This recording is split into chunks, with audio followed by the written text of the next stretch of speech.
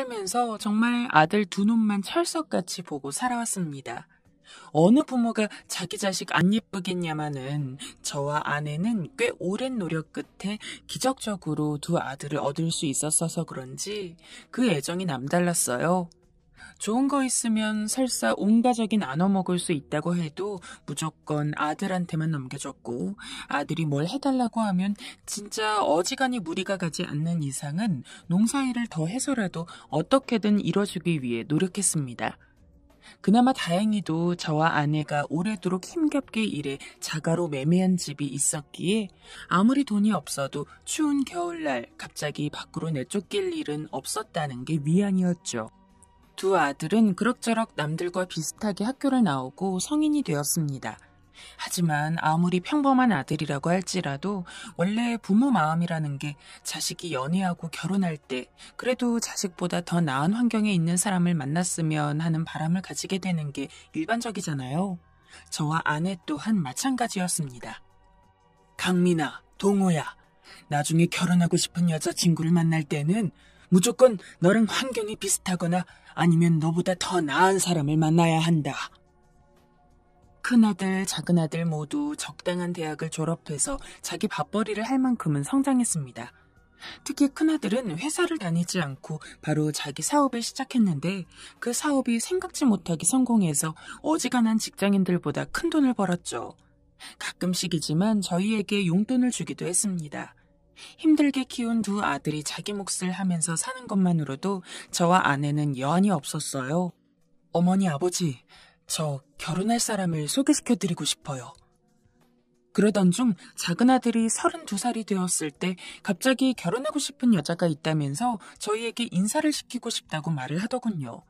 그동안 여자친구 사귀는 건 눈치껏 알고 있었지만 결혼 이야기는 영 꺼내지 않아서 내심 더 늦게 하지 않을까 하고 생각하고 있었는데 예상보다 빨라서 기쁜 마음뿐이었습니다. 그럼 당연하지. 이번 주말에 네 엄마랑 내가 한상 거하게 차려놓을 테니까 데리고 오너라. 둘째 아들의 여자친구는 아들과 같은 회사에 다니는 동갑내기 직원이라고 하더라고요. 집안도 그렇게 나쁘지 않고 만났을 때 첫인상이 좋아서 둘째 아들과 딱 잘 어울릴 것 같았습니다. 무엇보다도 둘째가 그렇게 좋다고 하니 저희로서는 굳이 반대할 이유도 없었죠. 그 길로 상견례도 빠르게 끝마치고 둘째 아들은 금방 결혼해서 신혼집을 구해 자기들 인생을 살기 시작했습니다. 하지만 둘째 아들이 그렇게 결혼을 하고 나니까 자연스럽게 첫째 아들이 걱정이 되더라고요. 너는 요즘 만나는 여자 없냐? 은근슬쩍 물어봐도 아들은 만나는 사람 없다면서 정말 특별한 여자가 아니면 독신으로 살고 싶다고 말했습니다. 그때 첫째 아들 나이가 34이었기에 저나 아내는 나중에 혹시나 들어올 며느리가 건강한 애를 낳기 위해서라도 아들이 하루빨리 결혼했으면 했지만 본인이 그렇게 확고하니 저희로서도 더 해줄 말이 없었죠. 그냥 최대한 빨리 아들에게 맞는 짝이 나타나기를 바라는 수밖에요. 그렇게 시간이 흘렀습니다. 첫째 아들은 이제 40줄에 가까워지는 나이가 되어 있었죠. 첫째가 결혼하기를 바랐다고는 하더라도 그쯤 되니 저희도 자연스레 포기라는 걸 하게 되었습니다. 어머니, 아버지, 혹시 주말에 시간 괜찮으세요? 그런데 38살이 되어서야 이 녀석이 며느리 될 사람을 소개해주고 싶다고 말하더라고요. 저희가 가릴 게 뭐가 있겠습니까? 아들 녀석이 젊었을 때야 이것저것 며느리 될 사람 조건을 따져본다지만 벌써 38이나 먹었고 사업해서 돈은 어느 정도 번다고 해도 그거 말고는 썩 잘난 구석 없는 아들이었는걸요. 일단 이 녀석이랑 결혼 생각을 해준다는 것 자체가 저희에게는 감지덕지였습니다. 안녕하세요, 어머님, 아버님. 처음 뵙겠습니다. 솔직히 변변찮은 여자일 거라고 생각했어요. 딱히 여자애를 욕하는 게 아니라 제 아들을 봤을 때 아주 좋은 사람은 못 만날 것 같았거든요. 근데 아들이 데려온 여자는 무려 6살이나 어리면서도 꽤나 똑부러지고 심성도 착해 보였죠. 이런 말하기는 좀 그렇지만 왜 이런 여자애가 우리 아들 같은 놈을 만났는지 이해가 잘 안 됐습니다. 정말 처음에는 아들놈이 돈을 잘 버니까 그것 때문에 결혼하자고 한 건가 싶기도 했죠. 어머님, 아버님, 혹시 드시고 싶은 거 있으세요? 그러나 며느리가 하는 행동을 보면 볼수록 제 생각이 틀렸다는 것은 인정해야 했습니다. 결혼을 하고 난 뒤에도 아들을 대하는 태도라든가 저와 아내를 대하는 태도를 보면 흠잡을 데 없이 깍듯하고 문내에 귀찮고 번거로울 법한 부분까지 하나하나 꼼꼼히 확인하며 저희를 시부모로서 극진히 대접했습니다. 아들, 너는 정말 며느리 하나는 잘 만났다. 남을 칭찬하는데 인색한 아내가 첫째 아들만 보면 온 입이 마르도록 며느리 칭찬만 했죠. 그러다가 첫째 아들 녀석이 하던 사업이 망해서 아무것도 하지 못하고 길거리 나앉을 뻔한 적이 있었습니다. 당시 아들 녀석 걱정도 했지만 왜인지 며느리 걱정이 더 되더라고요. 아들놈이야 어떻게든 그럭저럭 살아나가겠지만 며느리 입장에서 망한 지압이 따라 사는 게 쉽겠습니까? 하지만 그런 상황을 겪었는데 첫째 며느리는 아주 똑부러지더라고요. 혹시 몰라서 제가 생활비에서 따로 저축해놓은 돈도 있고 당장 쫓겨날 정도는 아니니까 너무 걱정하지 않으셔도 돼요. 어머님, 아버님. 그렇게 현명한데 시부모 입장에서 어떻게 뭐라도 안 도와주겠습니까? 마침 저희가 살고 있는 집이 2층 주택이어서 며느리와 아들 녀석한테 너희 괜한 돈 쓰지 말고 꼬박꼬박 모아라. 새로 신혼집 차릴 때까지는 이 애미애비랑 같이 살자. 라며 1층은 저와 아내가, 2층은 첫째 아들 부부가 살기로 했습니다. 며느리는 거듭 감사 인사를 하면서 집안일은 자기가 도맡아 할 테니 너무 걱정하지 말라고 했죠. 뭐 그런 걸 바란 것은 아니었습니다만 마침 아내가 젊을 적에 너무 고생을 한 탓에 무릎 관절이 많이 닳아 꾸준하게 병원을 다녀야 했고 저도 나이가 나이인지라 그냥 거동하는 것도 많이 불편해서 내 집 며느리가 그렇게 일을 도와준다니까 기껍기 그지없었습니다. 실제로 2층에 첫째 아들 녀석 부부가 살게 된 뒤로 저와 아내는 살기가 너무 편해졌습니다. 청소, 요리, 빨래까지 모두 며느리가 담당했고 너무 고생하는 거 아니냐면서 아내가 아픈 몸 일으켜 뭐라도 도우려고 하면 아유 어머님 아프신데 괜히 움직이지 마세요. 저 혼자 해도 충분하니까 쉬고 계시면 제가 밥 차리고 가져다 드릴게요. 일할 것도 많이 없으니까 걱정 마세요 어머니. 혹시 입 심심하시면 과일이라도 깎아드릴까요? 라며 지극정성이었습니다. 그쯤 되니 아무리 핏줄을 타고난 아들이라고 해도 무뚝뚝하고 영 살가운 맛이 없는 첫째 아들보다는 착하고 시부모 잘 모실 줄 아는 며느리가 더 정이 가더군요.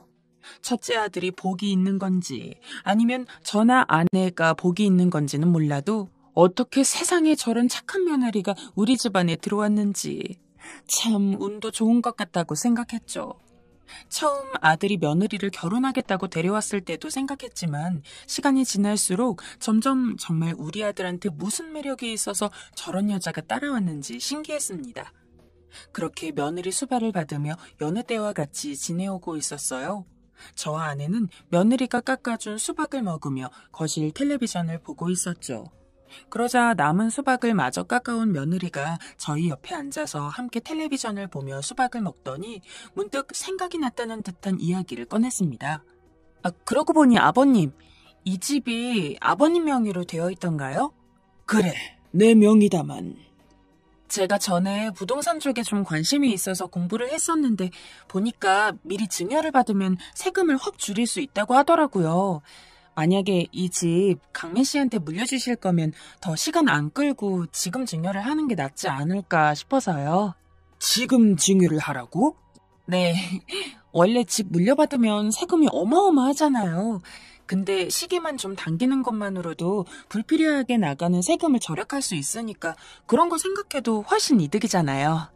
저나 아내야 나이 먹은 노인네들이라 그런 거 잘 모른다지만 며느리는 젊으니까 저희보다는 훨씬 그런 쪽에 대해서 빠삭하게 잘 알고 있었을 겁니다.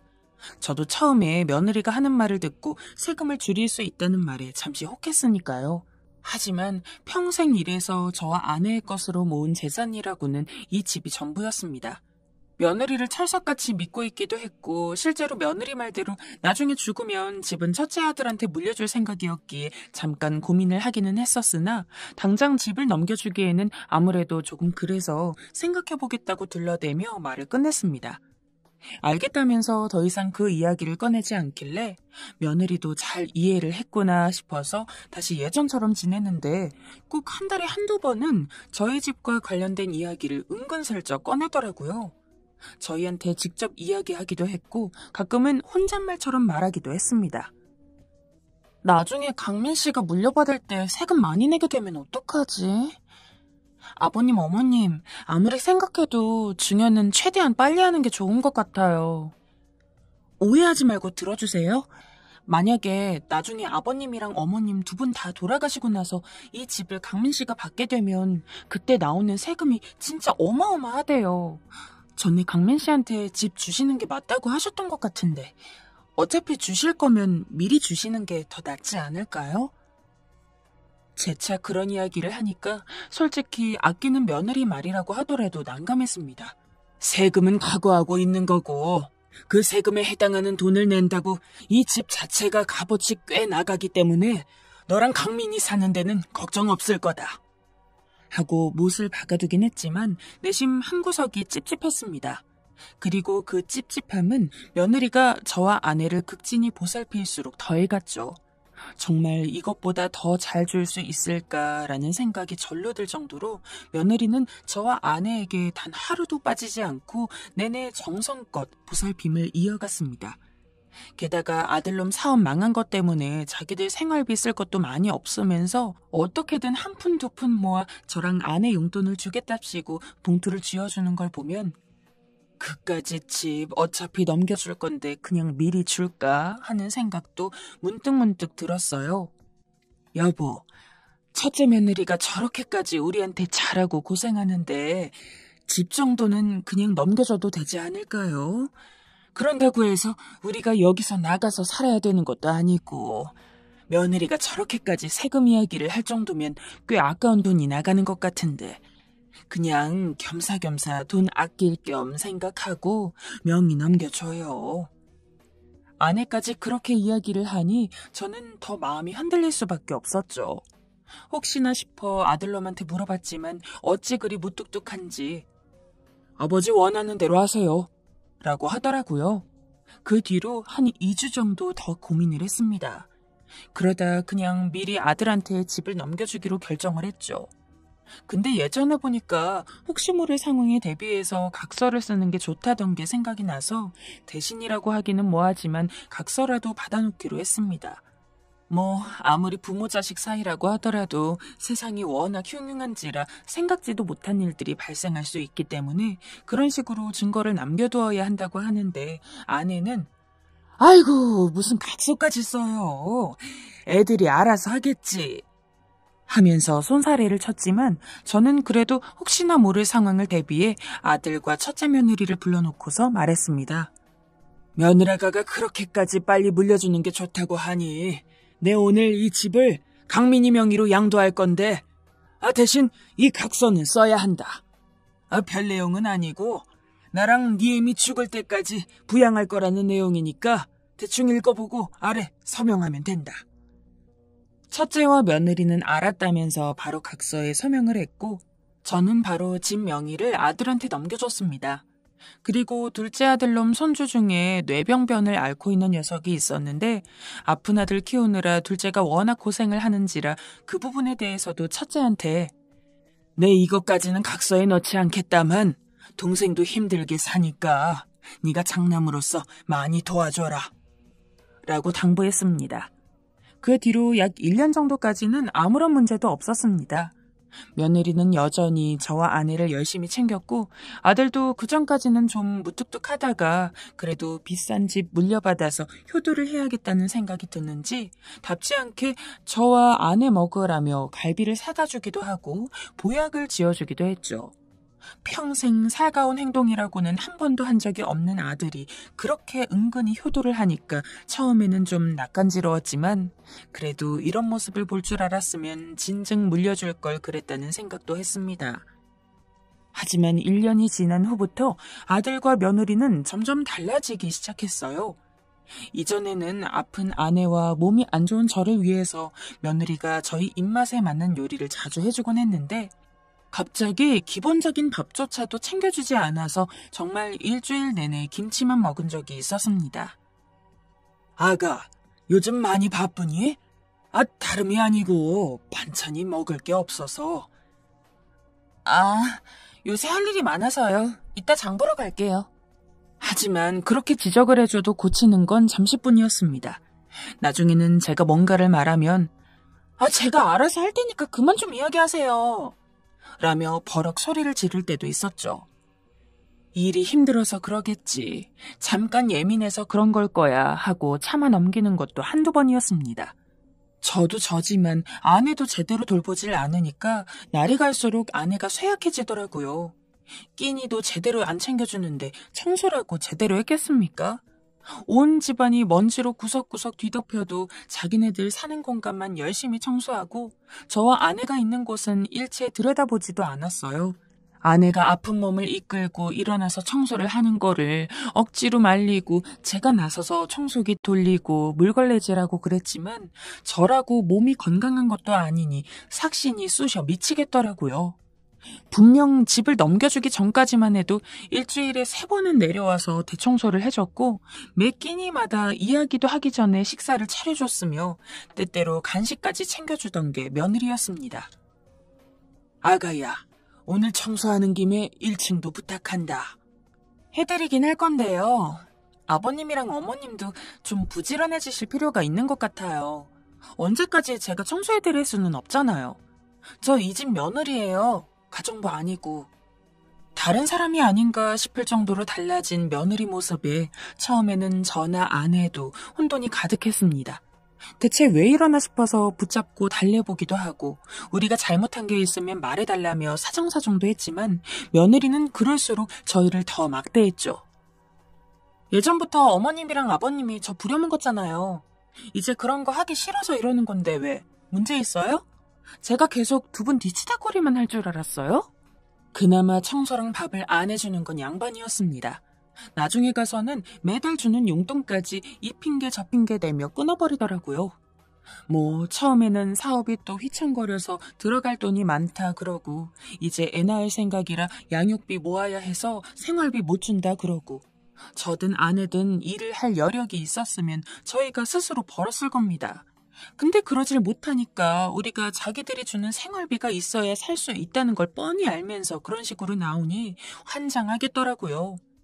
게다가 며느리만 그러는 게 아니었습니다. 아들 녀석도 은근히 저희가 집에서 나갔으면 하는지 둘째네 집에 안 놀러가요? 라며 계속 난리를 치더라고요. 대놓고 쫓아내는 것도 아니고 그렇게 은근히 사람을 돋구니까 어쩔 수 없이 저도 둘째에게 전화를 걸어서 며칠만 묵어도 되냐고 묻고 허락을 받은 뒤 아픈 아내를 데리고 둘째네 집에 갔습니다. 그런데 첫째 녀석이 저희가 둘째네 가자마자 갑자기 통장으로 100만 원을 입금해 주더니 이왕 올라간 거 조금 오래 쉬다 오라면서 바로 돌아올 생각은 하지 말라 그러더라고요. 말투만 협박이 아니었지 내용은 거짓 협박이나 다름없던 것 같습니다. 어차피 저도 아내도 확연하게 변해버린 첫째 녀석과 며느리 때문에 속이 많이 끓고 있던 상황이고 둘째도 이왕 온 거 손주들 많이 보고 가라며 오래 묵어도 괜찮다고 해서 그냥 아예 요양 온 기분으로 한 2주가량을 둘째네 있다가 올라갔습니다. 우리 오늘 집에 돌아갈 거다. 가기 전에 아들한테 연락을 했지만 이상하게 답장이 없더라고요. 나중에 알아서 확인하겠거니 싶어서 버스를 끊고 다시 살던 집으로 향했습니다. 근래 둘째 집에 있을 때는 영 편해 보이더니 아내는 다시 첫째 녀석과 며느리를 봐야 한다는 생각에 심란한지 집이 다 와가니까 한숨을 푹푹 쉬더라고요. 그 마음이 이해가 안 되는 건 아니어서 돌아가면 우리 제대로 이야기해서 애들 정신 좀 차리게 하자. 라며 다독이고 집으로 향했습니다. 그리고 현관문 앞에서 비밀번호를 눌렀죠. 근데 분명 맞는 비밀번호를 눌렀는데 문이 안 열리는 겁니다. 그새 내가 노망이 났나 싶어서 아내한테 여보, 나 비밀번호 잊어버린 것 같은데 당신이 좀 열어줘요. 하며 아내에게 맡겼지만 아내 역시 문을 못 열었어요. 분명 비밀번호 맞게 눌렀는데 이상하네. 몇 번을 시도해도 소용이 없었죠. 저는 첫째 아들한테 전화를 걸었습니다. 신호음이 수십 번을 울려도 받지를 않았고 며느리 역시 마찬가지였어요.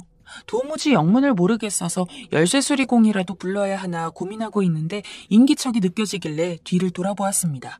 근데 모르는 사람이 대문을 넘어서 현관 쪽으로 오더라고요. 서로 눈이 마주쳤는데 그쪽도 엄청 어리둥절한 표정이었습니다. 죄송한데 누구세요? 여기 집주인인데 혹시 저희 아들이랑 아는 사이이신가요? 아드님이요? 여기 2층 사시는 분 말씀하시는 건가? 저는 여기 세입자거든요. 세입자요? 2층에서 같이 사시는 건가요? 아니요, 여기 1층에 들어왔습니다. 알고 보니까 아들이랑 며느리가 저희 부부가 둘째 아들 내에서 살고 있을 때 저희 짐을 다 빼놓고 1층에 세를 받은 거더라고요.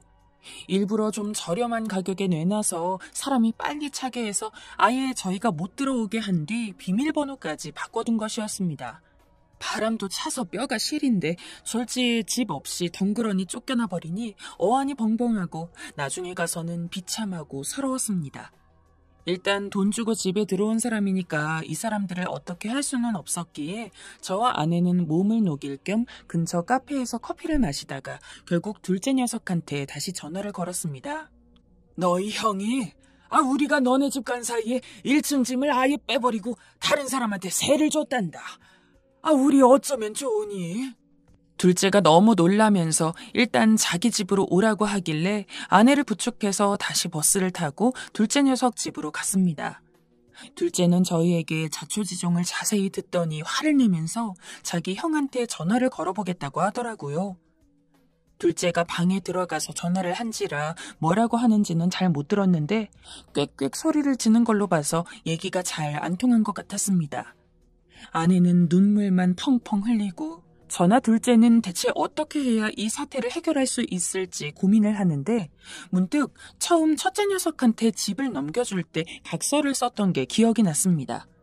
혹시 몰라서 각서는 늘 제 지갑 안에 넣어뒀기에 그걸 꺼내서 둘째한테 보여주며 이거 가지고 법적 대응하면 되려나? 하고 물었더니 둘째가 불효자 소송이라는 게 있다면서 자기 친구가 변호사 사무실 하고 있으니까 한번 가서 상담해보자고 그러더라고요. 다행히 가서 물어보니 각서는 증거 자료로 충분하고 현재 집에서 무통보로 쫓겨난 것 또한 각서를 어기는 사안이 되기 때문에 소송하면 저희가 이길 가능성이 높다고 했습니다. 그래서 더는 아들 녀석한테 전화도 안 걸고 바로 둘째가 아는 변호사를 선임해서 소송부터 걸었어요. 첫째는 그때서야 위기감을 느꼈는지 자기도 변호사를 선임하면서 한편으로는 저한테 연락을 했지만 일체 받지 않았습니다. 오랜 시간 동안 법적으로 실랑이를 한 끝에 결국 저희는 집을 돌려받을 수 있었죠. 아버지, 잘못했어요. 제가 돈에 눈이 멀어서 잠시 정신이 나갔나 봐요. 다시는 안 그럴게요. 에? 아들 녀석이 무릎 꿇고 싹싹 빌고 며느리도 울면서 계속 잘못했다고 빌었지만 꺼지라고 하고 집에서 내쫓았습니다.